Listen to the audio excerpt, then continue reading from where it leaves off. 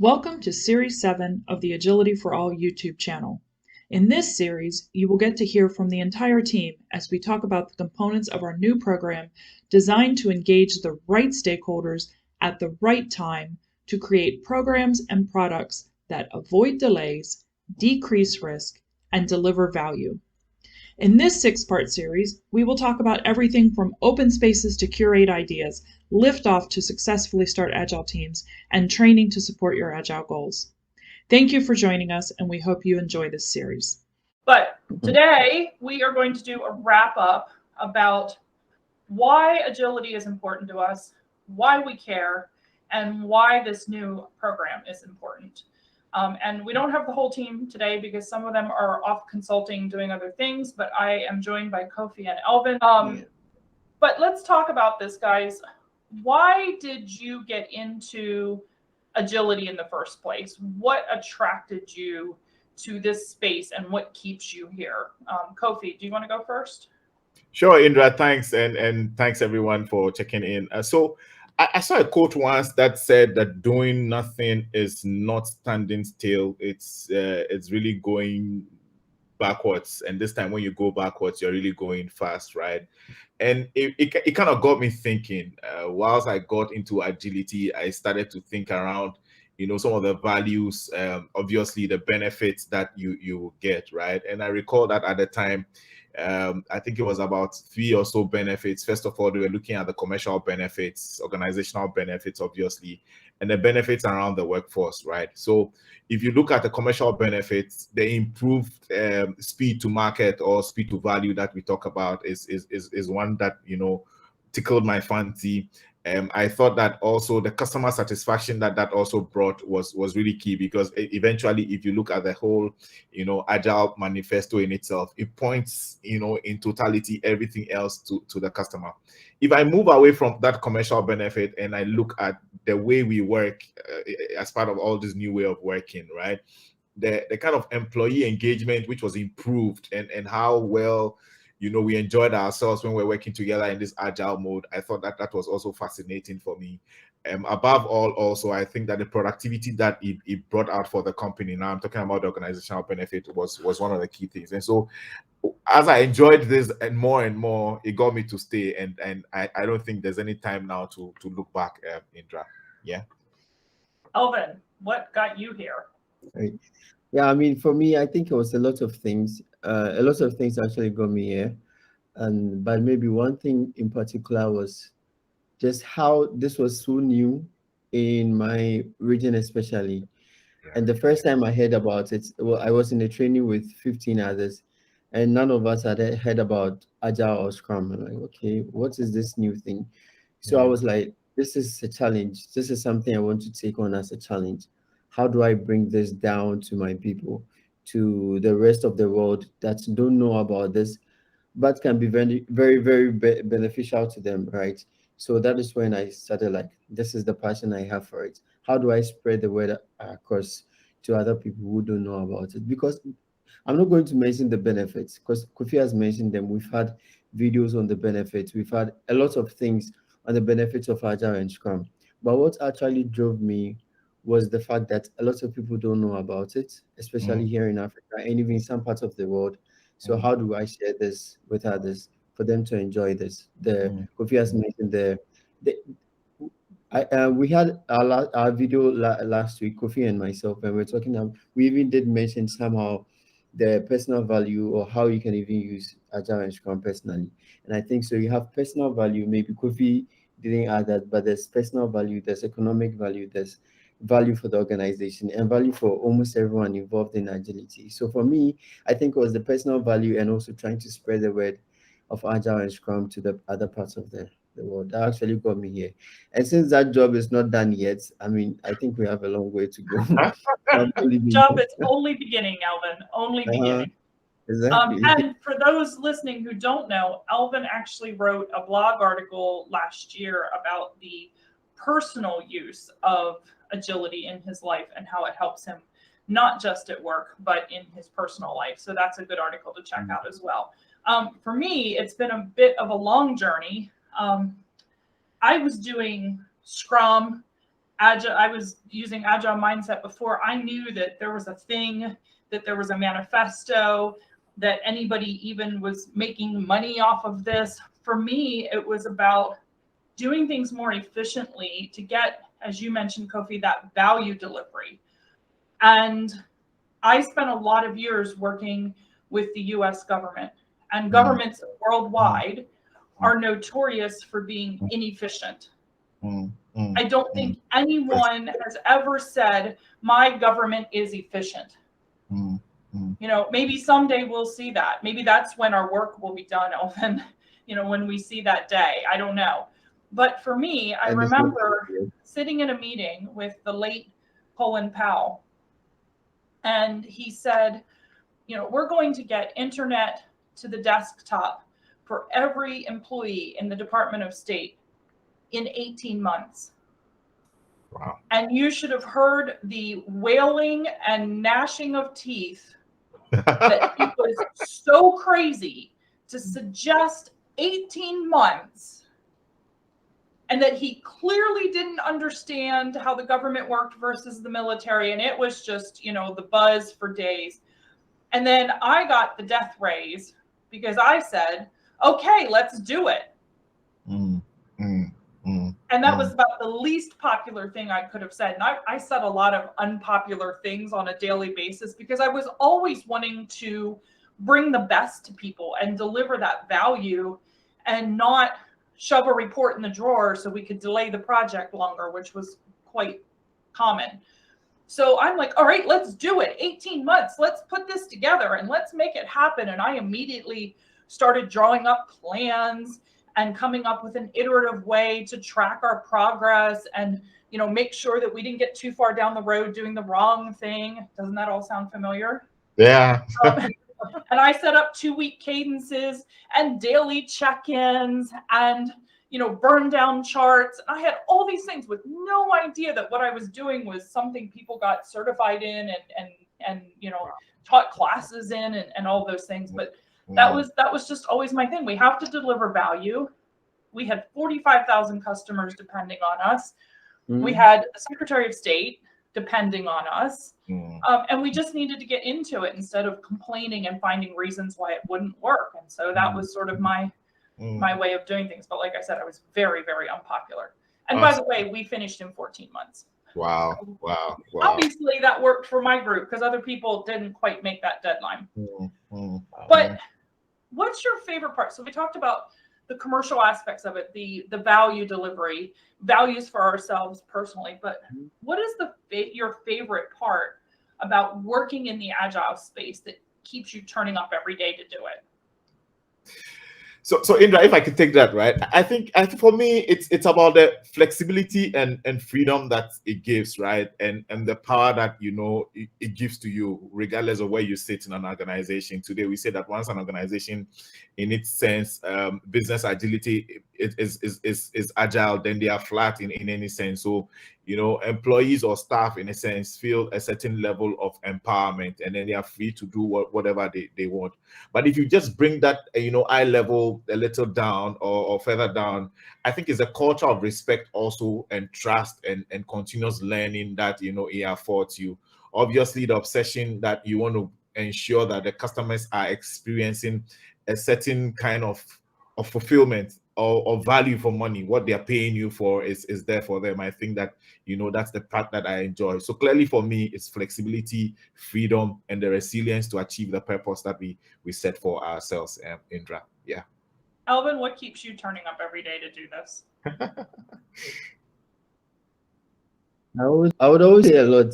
I mean, but the main thing is knowing that you are building the right thing for the customer. Yeah. And you are not collecting everything up front, right? Point in time, you have a chance to meet your customer, so you reduce risk to the bare minimum. Correct. Because every now and then you are building for the customer, which is what Kofi said earlier, that the whole Agile manifesto is driven towards the customer centricity. That also drives us. So seeing the customers happy is what would also make us happy because we are working for them.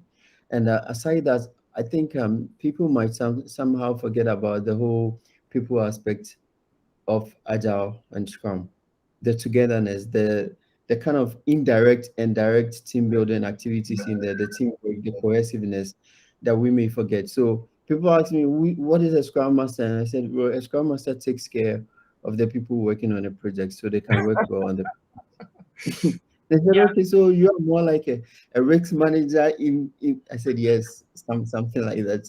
So you eliminate all the roadblocks for the people to do the best work they can. So wow, that's the best way to say it. So I mean, it's just like my job as a Scrum Master and as a trainer is to give knowledge to people in something they don't know, and also help the people working on projects them itself to do the best that they can. At the end of the day, they don't really see the work of Agile coaches and Scrum Masters, but we do the best work, and the developers also can do their best work. If we feel that our work as Agile coaches and Scrum Masters, developers always don't deliver on time. So Yeah. what actually pushed me to that is that for me to enable people to also maximize value. That's what actually wakes me up always to be agile. Yeah, and I think you guys touched on some really great points there, you know, the flexibility and the freedom, but also helping people deliver and helping people be the best that they can be. And for me as a coach, somebody asked me yesterday, why do you do this? For me, to be able to give people the tools, and I don't mean software, I mean people tools, to be the best version of themselves and bring their best to a team so that they create that collaborative spirit. You know, to me, that's the reward of doing this. You know, somebody asked me one time what my definition of success was. And I said, it's how fast the team falls down and gets back up again. When you have a really collaborative team, nobody's finger pointing and blaming. You know, they fall down together, and they sometimes they fall down really, really hard and get hurt, but they fall down, but then they lift each other up. And get back and figure out, okay, what happened, what went wrong, and what are we not going to do again? And they learn from it. So that's that culture of learning, collaboration, teamwork that all leads to higher performance and customer value, which is what we talked about, why we all got into this. To me, that's why I do this, to watch that evolution of the teams from, you know, ordinary to extraordinary. You know, that's why I stay with it and what's in it for me. But this series, we've been talking about a lot of things. We've been talking about open spaces. We've been talking about liftoffs. We've been talking about teams and training. And all of that is part of our program from ideation to implementation. And the purpose of that program is to help organizations get from we need to do something to what is the right something with the right people to delivering that value. And that's what our program takes them from we know we need to do something to actually delivering the right something. So what excites you guys about this program? Because we've spent a lot of time lately in training and working through the ideas and talking about what we want to get out of this and who we think we can serve with this. What excites you about this whole umbrella package that we've put together? So Indra, I think I get excited by the whole value that this brings, right? Because if you look at a certain, I think it was a report that was published sometime in 2020 that talks about the maturity of many organizations still being at 27%, right? And so for me, it points to the fact that there's still room for improvement, right? So that's one. And the analogy that you gave around, you know, may his soul rest in peace, Colin Powell telling everyone that, hey, look, we want internet on everybody's desk within 14 months or 18 months, right? It tells you the role of leadership, that, again, there's some gap that can be bridged, right? And so this whole ideation to implementation, look, leaders have many ideas, I tell you, but how do we get across that line? So whether it's on the people side, which is the people management side, where you want to look at the autonomy and delegation, empowering people and making sure that, yes, they have the right tools and skill set to do what you want them to do, also moving also to them being one team. I think Elvin tried to alluded to that earlier. What's that unity of purpose? You understand? What's the transparency that is there for them? And the thing about sharing. So I think that's also another thing. Above all that put together is that strategic agility to say, look, this is where we want to be in 5 months. This is where we want to be in 6 months. This is where we want to be in 7 months. This is where we want to be in a year's time, right? So I think that room that we still have for improvement gets me so excited about this ideation to implementation program. And I think that if many leaders start listening to this and hearing this and say that, no, we can have many quick wins for ourselves, I think it'll be a plus for the continent, wherever we find ourselves, Indra. Yeah. Elvin. Yeah. I think I wouldn't say I was trying to describe ideation to implementation to someone, but the bit I said about it's like, is this not enterprise agility? I said no. This is much better than that, because we know this is a good idea, but how do you make the idea? How do you turn that into reality? That's where we are the experts. Yeah. Right. Okay. We have a very good idea. We don't want you to spend tens of years. How do I say, preparing the idea, still brooding over it. Exactly. Just push it in. The team learns when they fail. Like Indra rightly said, when they fall hard, they wake up harder. It's more like there's this myth when we were growing up, they said if you break a bone and it's in POP, it heals faster and becomes much stronger. So the next time it doesn't break, maybe that should that's how implementation to ideation is. We want to fail, but fail well and learn from it. And then the answers you give you is much better than what you are trying to prevent. No, I don't want to start this one. There's a lot of risks. Just start small. Don't push all your money into it. Start small. Just a chunk of it. Use the trusted team that you want. Exactly, you build on it small with the right teams. And we spoke about team chatter in our last 2 videos. We have all of these things, how we form the team, how the team form themselves together. We are not here to say this is ideation to implementation leaders. So give us this one, give us this one. We let the team select who they want to work with, because they want to feel comfortable together in a team. And that's one thing that makes me feel really relaxed if I'm going to have this in my organization, provided I didn't know about ideation to implementation. Because if you allow the team to form the team themselves, then they are accountable to themselves and they are comfortable themselves to work together, which is what I think when it comes to the people's aspect of ideation to implementation is the best solution we've ever thought of. So yeah, for me, a lot excites me. I'll never say it's just one thing, but this particular thing about the team and the team challenge, opening up our team, like it's like you automatically create the people that you want to be around, the people you love to work with. Even in the night around 9 a.m., you can just think of a colleague, hey, I forgot about this. Can we catch up on it quickly? It's because of the flexibility and how we've created the team. Well, we've helped the team. We don't create teams. We help the team to create their teams, right? So I think this and many more that actually excites me. So maybe we need to do a series about what you need to know about us, because Kofi is always awesome and upbeat. Elvin, you always have more than one point to make about every topic. And I always have a story to tell. We all come with our unique perspectives to this. And I think that's don't forget about Rosie. Rosie has her own speciality. Yeah, right? Rosie has her own thing, and Dee has their own thing as well. I mean, we all come with our special skills. Maybe that's what Series 8 will be about. But for me, you guys both touched on it. It's the people. So many initiatives get running in the wrong direction because the people who are impacted are not part of the conversation. And with the ideation to implementation program, the very first thing we talk to the sponsors about is who are the right people to be in the conversation. If you have an organization putting together a social program and you don't include the people who the social program is supposed to serve, you've already stepped off in the wrong direction.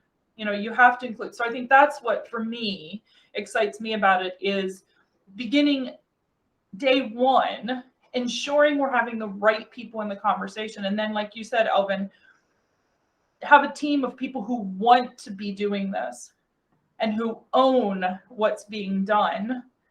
and take that accountability, not somebody saying, well, you're going to do this. I've decided to put you on this team. No, the right people are having the conversations. People who want to be involved are on the team. And we're just facilitating and giving them the tools to be successful by using, agile mindset and agile ways of working to put this all together. So I think that's a good place to wrap it up. I will give serious consideration to what our season 8 is about. We might be onto something. But hopefully for everyone watching, the next time we're together, we'll have the rest of the team joining in, and you can learn more about them. But if anybody needs more information, it's on our website, and we're happy to schedule consultations to talk to you about how we can help you with these various aspects of our program. And until next time, this is the end of Series 7. Bye. Thank you for listening to episode 6 of Series 7. Believe it or not, this is the last episode in this series, but you can re-listen on replay at any time via our YouTube channel. And if you would like to talk more about this new program, from ideation to implementation, please set up a free consultation via the link on our website. We would love to hear from you. And of course, if you haven't done so already, subscribe to the Agility for All YouTube channel to receive notifications of our new episodes, and follow us on Instagram, Facebook, or LinkedIn at agility_for_all.